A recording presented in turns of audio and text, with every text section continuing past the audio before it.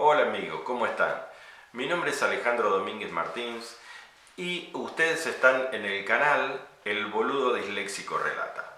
Lo que van a escuchar es el sexto capítulo de Historia de un boludo disléxico, que no es otra cosa más que las peripecias que tuvo que pasar un disléxico nacido en la década del 60 hasta llegar adulto, que lo convencieron prácticamente de que era boludo, no disléxico, porque no sabían, nadie supo nunca decirle qué era lo que tenía, si era o no era boludo, pero tantas veces, durante toda la vida le dijeron que era boludo, que el disléxico nacido en aquella década terminó convenciéndose de que era idiota.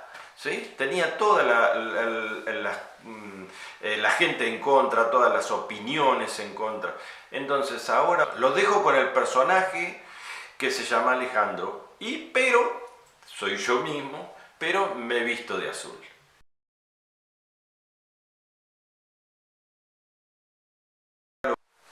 Hola amigos, yo soy Alejandro, el protagonista de esta historia. Estábamos en el último capítulo en que mi padre estaba esperando agazapado en algún lugar donde se veía la puerta de la casa de mi madre a que saliera mi abuelo, ¿sí? En ese momento era el padre de su novia, a que saliera mi abuelo y fuese rumbo a un bar, que en aquel entonces todos los barrios, en Capital Federal por lo menos, tenían muchos bares, tenían varios bares, y que iba a tomar el vermut esperando que le abriera el apetito,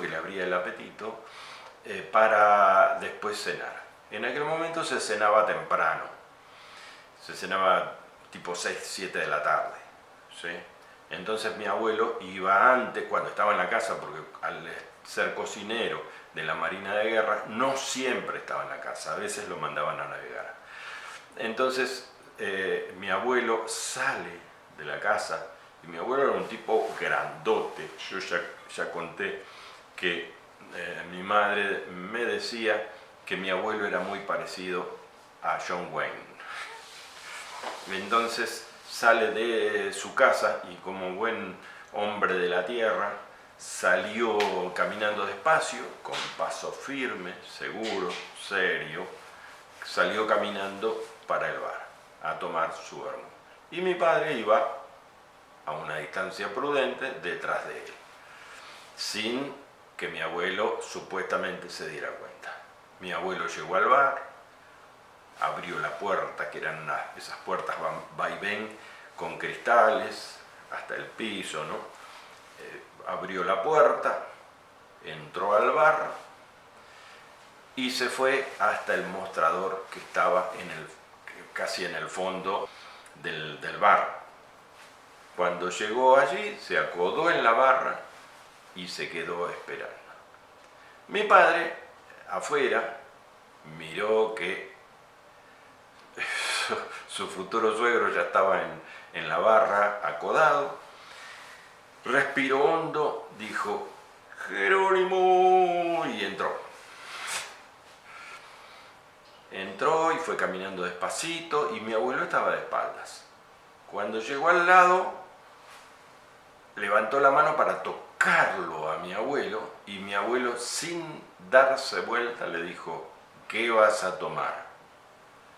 Mi padre se le cayó el alma al piso y tenía un miedo terrible. Entonces se puso al lado de él y lo saludó, le dijo «¿Cómo le va, señor? ¿Cómo está? Disculpe que lo moleste. Y yo lo que quiero es, te pregunté qué ibas a tomar», le dijo a mi abuelo. Entonces mi padre empezó, sí, yo, y estaba, no sé cómo se llama, ahora se llama barman, antes no sé cómo se llamaba el hombre que despachaba en el bar. Entonces el hombre, mi abuelo lo miró al hombre y le dijo «2 ginebras». Ginebra es una bebida que creo que es inglesa, pero que es fuerte, tiene mucho alcohol. Entonces el barman le sirvió 2 copas que eran chicas, las de ginebra, precisamente porque era fuerte. Mi abuelo le hizo el signo de la salud, ¿no? a mi padre, y se mandó la copita de ginebra, se la mandó hasta el fondo. Y mi padre dijo que no estaba acostumbrado y que era un tipo jovencito. También se mandó la ginebra hasta el fondo. Bueno, ya con más valor, le dijo, bueno, mire, señor, yo vengo porque soy el novio de su hija. Dígame algo que no sepa. Entonces empezó, sí, lo que pasa es que nosotros nos queremos. Eso no es lo que vino a decirme. ¿Qué vino a decirme? Y le dijo, mire, nos queremos casar, le dijo mi padre. Entonces le dijo, bueno, ¿y qué tiene para ofrecer usted? Claro, su hija, la hija de mi abuelo, estaba en una casa con todas las comodidades y comía todos los días, ¿no? Entonces, ¿qué es lo que tenía mi padre para ofrecer? Entonces le dijo, mire, yo estoy trabajando de mecánico, porque si saben ya, si vieron los capítulos anteriores, saben que mi padre había estudiado mecánica. Entonces yo estoy trabajando de mecánico en la corporación. Y le dijo, bueno, ¿y dónde van a vivir? Entonces se le explicó que iban a vivir en la casa de sus padres, ¿sí? La casa de mis otros abuelos. Y le dijo, bueno, cuando terminó de hablar huevada, mi abuelo pidió 2 ginebras más. Y no sé qué es lo que estuvieron hablando. Pero con 2 ginebras uno ya habla de otra manera y es más fluido y dice cosas por ahí que sin las 2 ginebras no las diría. Entonces mi abuelo le dijo, bueno, usted me lo dice a mí, pero la que toma la decisión es mi hija. No soy yo el que va a estar toda la vida con usted. Así que le voy a preguntar a mi hija a ver qué opina. Bueno, mi padre obviamente sabía que la hija se quería casar con él, ¿no? Si no, no iba a ser semejante. Entonces se volvieron, se fueron. Mi abuelo se fue a su casa, mi padre a la de él. Y después se casaron. Se casan y, como eran gente pobre, ¿sí?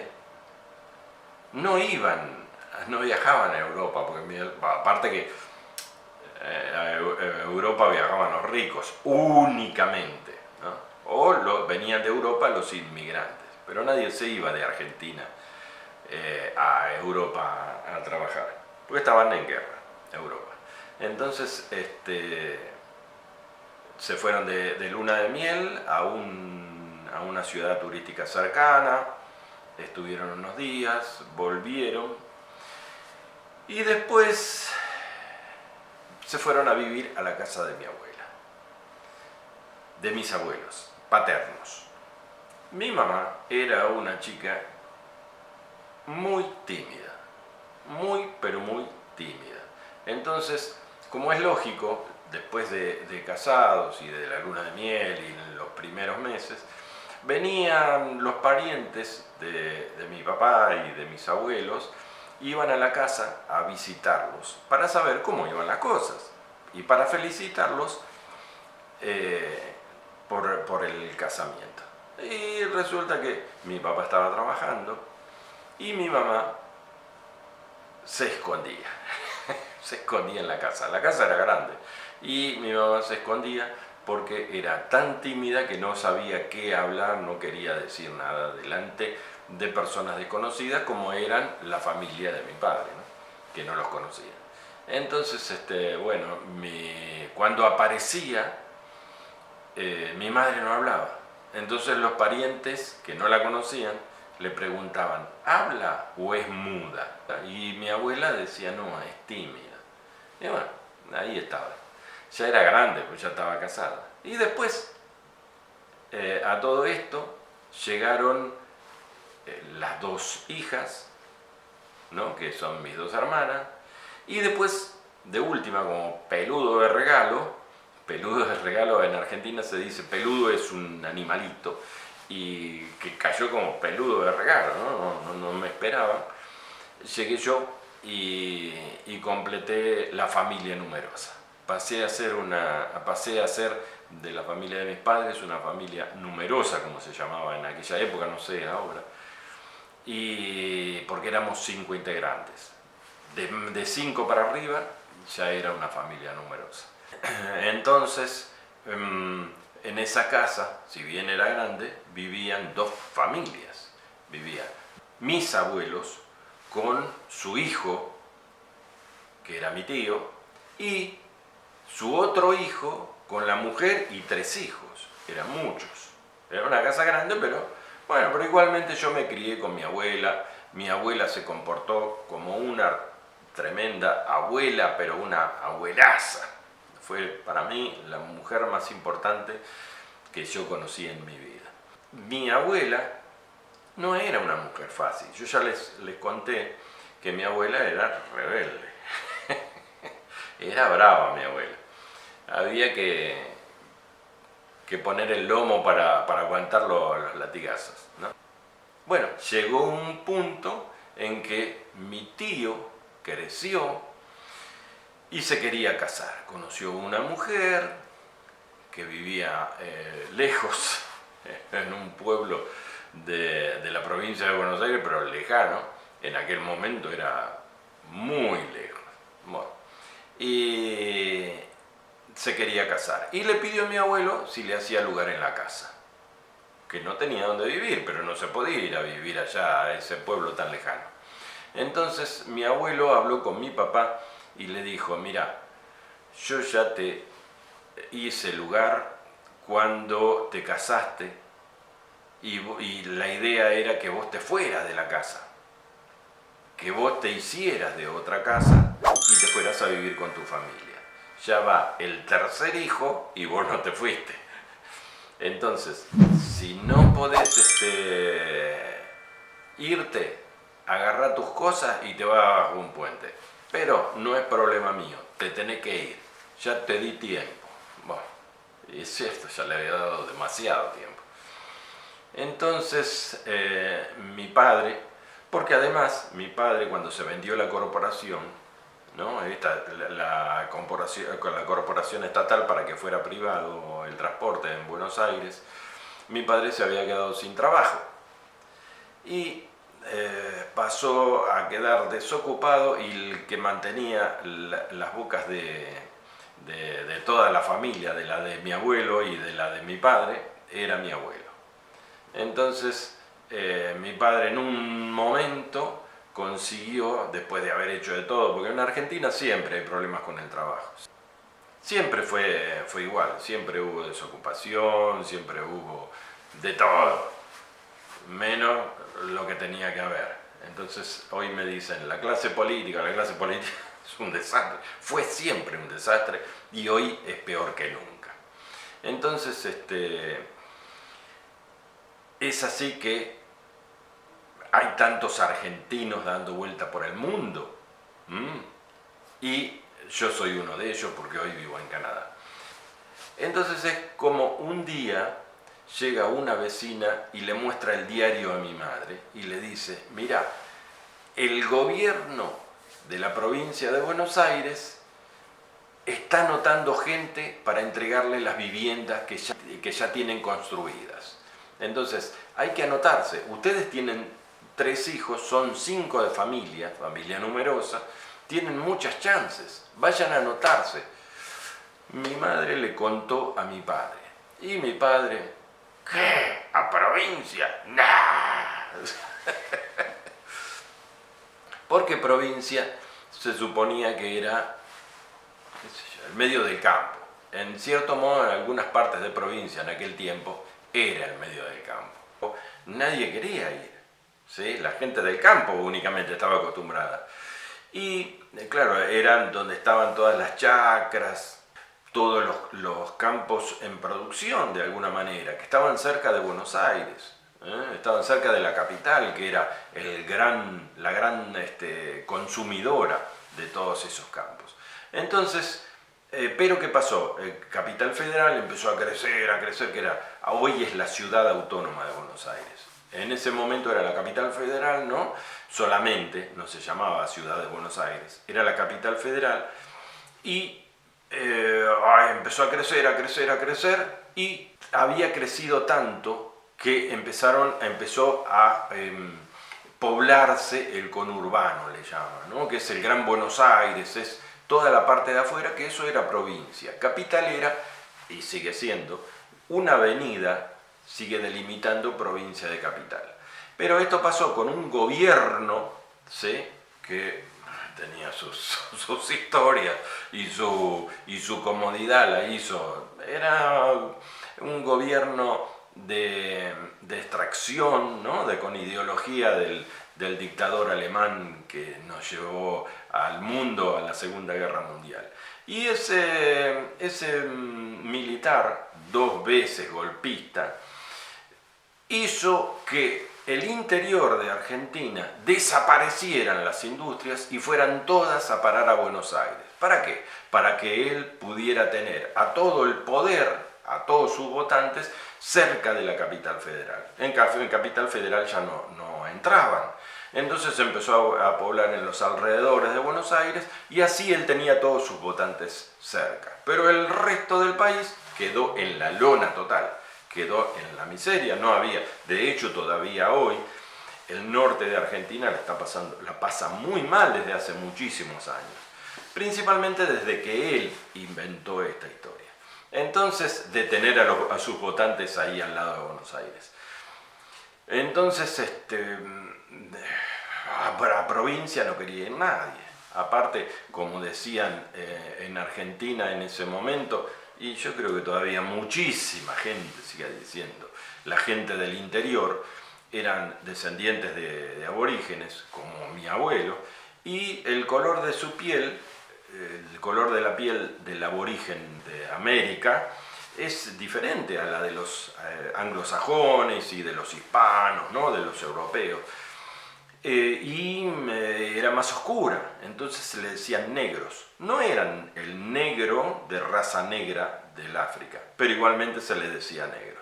Y la gente de capital decía, provincia está lleno de negros, ¿no? Entonces, después esa cosa despectiva hacia las personas que vivían en provincia siguió, pero por muchísima infinidad de años, y hoy debe seguir todavía, y pasó a ser que, lo que yo decía recién, que provincia estaba llena de negros y que nadie quería ir a vivir, porque los negros, estos supuestos negros de los argentinos, eran la gente que trabajaba, la gente que producía, ¿eh? Entonces eran albañiles y trabajaban en la chacra y en el campo, y después con hombre seguidor del enanito alemán, del dictador alemán, resulta que hizo poner las fábricas alrededor de Buenos Aires y toda esa gente fue a parar a trabajar en esas fábricas. Había trabajo ahí en esas fábricas, había mucho trabajo. Entonces esa gente vivía en los alrededores de las fábricas y pasaron a ser los negros, ¿sí? Pobre gente, se lo tildó así, y ya aunque no fuera usted de color de piel oscura, como vivía en provincia, era un negro de provincia. Bueno, así es que mi padre no le gustaba nada la idea de ir a la provincia. Cuando mi madre le dijo, están dando casas y nosotros tenemos muchas chances de quedarnos, o sea, no las regalaban, lo que hacían era, las daban en cuotas, ¿sí? Pero no había que dar una entrada, no había que hacer nada, había que ir y vivir, porque era del gobierno de la provincia, era un Fondo Nacional de Inversiones. Entonces, ¿qué pasó? Mi padre no quería, y había un plazo para presentarse, para pedir la casa. Y resulta que mi padre no quería ir a provincia y no quería, como siempre, no quería ir a ningún lado. Él quería quedarse en capital, en la casa o cerca de la casa, pero no quería ir a ningún lado. Entonces es cuando mi madre, el último día que había para presentarse, lo agarró de no sé dónde, lo pudo subir, porque era imposible de manejar ese hombre con lo terrible que era de no querer moverse, y lo pudo subir ese hombre, lo metió arriba del micro que se llamaba, la empresa de transporte se llamaba La Costera Criolla, y lo llevó hasta la ciudad de La Plata, que es donde funcionaba absolutamente todo lo que era dependiente de la provincia de Buenos Aires, no de la capital donde vivían ellos, la provincia de Buenos Aires. Y lo metió en el micro y no tenían con quién dejar a este bebé, que no llegaba a los 3 años, tenía 2 años y moneditas, y el bebé hizo de la suya, se puso a subirse, a caminar por arriba de mi padre con pantalón azul oscuro, arriba de la pollera de mi madre, y bueno, y todo el tiempo, y mi padre llegó con el pantalón pisoteado, pero eran los pies de una criatura, ¿no? Era un viaje que en aquella época era lo único que había para ir a La Plata, yo creo que era la Costera Criolla, y no había autopista. Ahora hay autopista, entonces los micros pueden ir, yo creo que van en menos de 1 hora, y teniendo en cuenta la autopista, que uno en Argentina no se respetan las leyes de tránsito, puede ir a cualquier velocidad por esa autopista y llegar en, no sé, no le digo en 5 o 15 minutos, pero llega muy rápido, mucho más rápido que yendo en los buses, ¿no? Entonces fueron, y cuando llegaron casi a la hora de cierre, y mi padre estaba todo, según él, estaba todo arrugado y pisoteado por su hijo. Y mi madre también, pero mi padre, no vamos, dijo mi padre, ¿no? Porque siempre decía eso, no vamos. Viajaba horas y horas, y cuando llegaba decía, oh, ya está, no vamos. Y nos vamos, y mi madre, escúchame, viajamos horas en ese micro obsoleto. Llegamos hasta aquí con esta criaturita, ¿no? Con esta criaturita que nos pisó todo el camino, y ahora me vas a decir, y no hay otro día, hoy es el último día, y ahora me vas a decir que no te querés anotar. Y no, decía mi padre, ¿no? Entonces mi madre le dijo, mira, yo voy a entrar ahí, si vos querés venir, si no venís, yo me presento como madre soltera, y se acabó el asunto, vos no entrás. Fue un paf, como un cachetazo fue para mi padre. Entonces dijo, y entraron, se anotaron. Mi padre tenía trabajo en una fábrica automotriz, también que estaba casi en Capital, porque se cruzaba para llegar, se cruzaba la avenida General Paz, y ya estaba la fábrica automotriz. Los nacidos en los 60, en la década del 60, saben de qué fábrica estoy hablando, porque ellos la conocen, ¿no? Y es una fábrica de cigarrillos, creo, hasta donde yo sé, es una fábrica de cigarrillos. Bueno, la historia es que se anotaron, se volvieron a la casa. Cuando llegan a la casa, resulta que tiempo después, como cerca de menos de un mes, viene una vecina corriendo y dice, ¡ay, miren esto! Y viene con el diario, un diario que siempre fue vendepatria, un diario que siempre vendió a Argentina, ¿sí? Siempre lo vendió, siempre sacó noticias a favor de alguien que no era beneficioso para el pueblo, porque él le pagaba, le pagan, porque le pagan, ¿sí?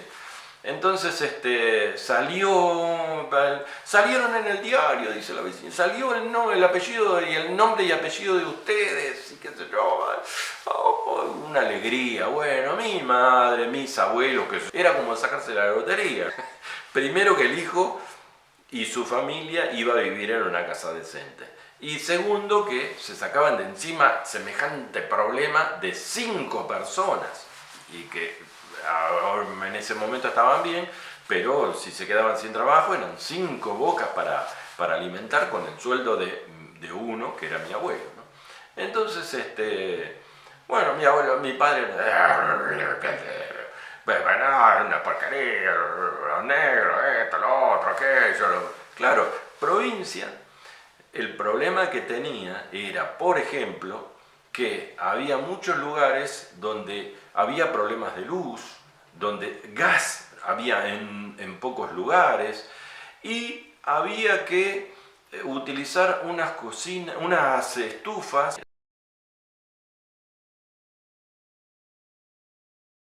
de querosene, y había que bombearlas, y tenían unas velas que creo que eran de yeso, no sé de qué eran, pero se rompían de nada, y se rompía la vela y quemaban mal, y era todo un desastre. Los depósitos generalmente eran de vidrio, los del depósito donde se ponía el querosén. Entonces, si la estufa, claro, en esa época, la década del 60, pero nacieron chicos en Argentina a morir. Y entonces muchos, pero muchos accidentes, porque se incendiaban las casas, se quemaba la gente, porque claro, el querosén se rompía el depósito de vidrio, o se caía la estufa, el querosén se desparramaba y se armaba no le cuento. Y aparte, el querosén es como la nafta, enseguida prende. Entonces, y había que conseguir el querosén también. Y el Gran Buenos Aires no estaba preparado para recibir a tanta gente junta. ¿A qué me refiero?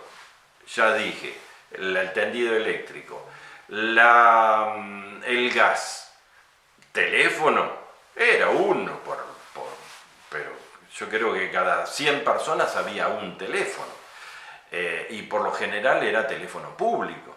Entonces tenía que andar y se lo cuidaba, era como la época del telégrafo, pero nada más que uno hablaba.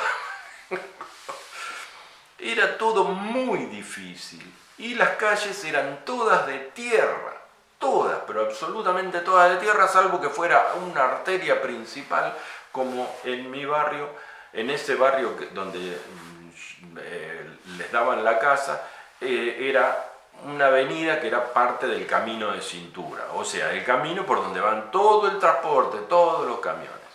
Bueno, llegó el día de la mudanza. Mi padre había arreglado con un primo que tenía camión, y hicimos la mudanza con ese camión, que era el camión que mi primo lo utilizaba para hacer transporte en la empresa que se llamaba Jabón Federal, que era algo así como fue después la Coca-Cola, ¿no? Era algo pero muy importante, porque de hecho el Jabón Federal era el mejor que había, y en aquella época no había, en las casas no había lavarropas, había que lavar a mano la tabla de lavar y había que fregar con el Jabón Federal. Entonces el Jabón Federal era el mejor, era lo que más se vendía, y él trabajaba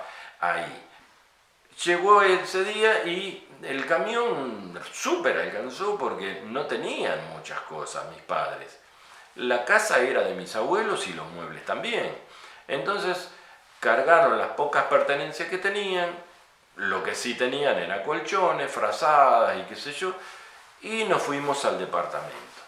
El departamento estaba todo muy lindo, sí, para mí estaba todo muy lindo, era de 3 habitaciones, todo bien. Cuando llegó la noche, sin gas, sí había electricidad, ¿sí? Y era un barrio de 4 edificios, y cada edificio tenía 28 departamentos. Alrededor había algunas casas bonitas, eran lo que llamamos en Argentina, le llamamos chalet, pero el resto era todo campo, y eran todas calles de tierra, todo bonito, qué sé yo, mucho parque entre edificio y edificio, pero Yo quería a mi abuela. Este bebé lloró 3 noches seguidas y todo el vecindario se acordaba de que había un bebé que 3 noches llamando a la abuela. Y mi padre tenía que ir a trabajar.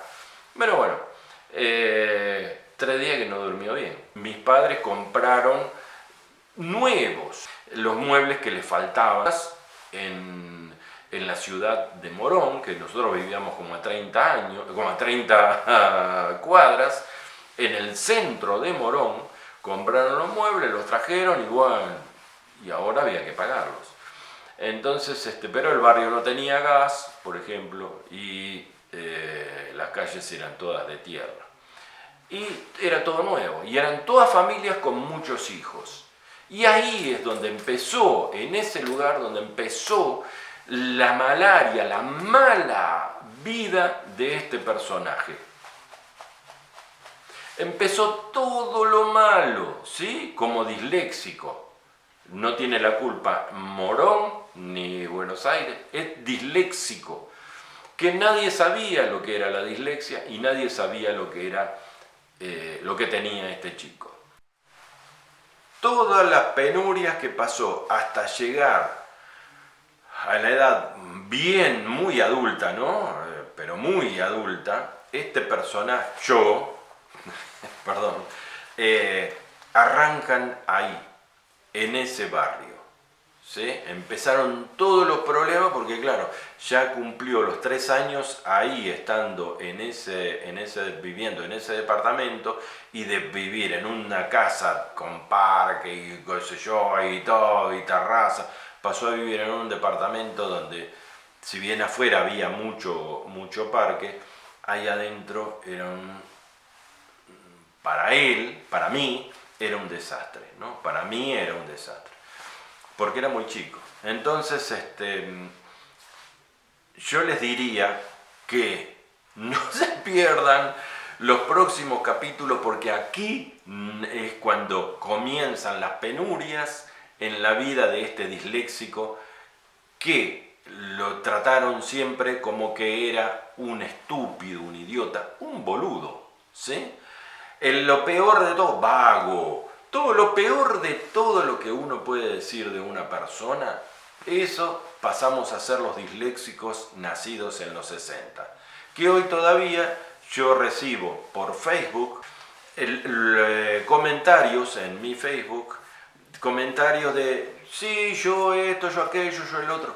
Mi nieta, yo mismo, ¿no? Dicen muchos, comentan esto. No lo comenten en Facebook, no me lo digan por Messenger, porque yo ahí no tengo nada que ver, no puedo contestarles. Coméntenmelo en el canal. El Facebook es del autor. Esto es mío, yo el protagonista. Entonces, coméntenmelo acá en el canal abajo, en donde se debe comentar, en la caja de comentarios que le llaman.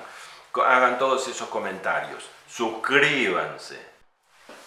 Bueno, y otra vez yo, el autor, con ustedes, y Alejandro, el protagonista, los dejó otra vez con la espina de qué es lo que pasa con su vida y qué es lo que va a pasar a partir de ahora con tanta cosa, con la dislexia desconocida en ese país, y creo que supuestamente debe ser en toda Latinoamérica. Entonces, si quieren conocer algo más, si quieren conocer la zona, vamos ahora, hay no los 50 grados bajo cero, que es imposible permanecer más de medio minuto, pero sí ahora que vamos a andar estos días estuvo en 18 bajo cero, pero va a ser mucho menos esta semana. Entonces, si quieren conocer algo, me dicen, me lo ponen en comentarios, y yo les muestro un poco cómo es el lugar donde vivo y principalmente la villa donde vivo, ¿sí? Bueno, nada más por ahora. Nos vemos en cualquier momento cuando le avise la campanita. ¡Ting, ting!